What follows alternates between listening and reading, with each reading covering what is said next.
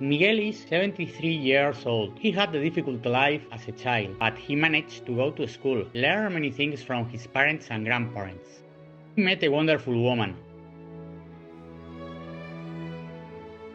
and they started a family. He has seen his children grow up. With great effort and work, he gave them an education and saw how they built their own lives.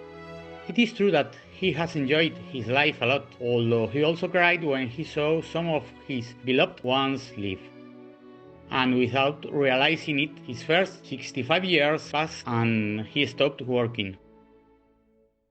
In the morning he reads, then he goes out to the usual place, goes to the shops in his neighborhood, has a drink at Louis' bar, and returns home before 1 p.m. to prepare his lunch and watch the news. But a few months ago, COVID appeared, and everything changed for everyone. We have to go into lockdown. Hi, I'm Álvaro, and the one behind the idea of risk of not understanding the elderly population. This is based on my personal experience and that of my father and my father-in-law when COVID appeared in our lives, and I had the opportunity to share with many people during the lockdown. And we all agreed that something had to be done. According to data from the Statistical Office of the European Union, Eurostat, 20.2% of the population in Europe is over 65 years old, which is more than 148 million. And it is expected that within 10 years it will be 24.2%, and in 2050 it will reach 30%. This trend is similar worldwide.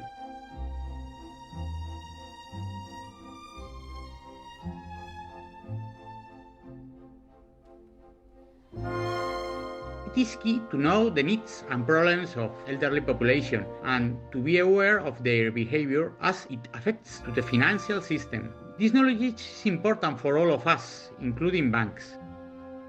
At the beginning of our research, we talked about social isolation. Now we talk about adapting to new ways of connecting them. Previously, we want to know their behavior. Now we want to know why they behave like that. At the beginning, we only wanted to identify the problems. Now we are focused on identifying their needs. We were considering the elderly population as a whole. However, we have realized that there are several archetypes. What matters not only closing existing gaps, but also creating good experience. It doesn't consist of adapting the client to our channels, but of adapting our channels to the client. The challenge is to introduce the bank's solution into the ecosystem of the elderly, routine, trust, security, and for the client to perceive that the solutions are part of their lives after the impact that COVID has had on them. We must know our clients, their operation, and we can do it as we have the data. We have the technology to make analytical assessment of this client, issue warnings, notice which may help them in their everyday life. Look after the interest of our customers. Focus on customers. Also, let's not forget, we will also be elderly population.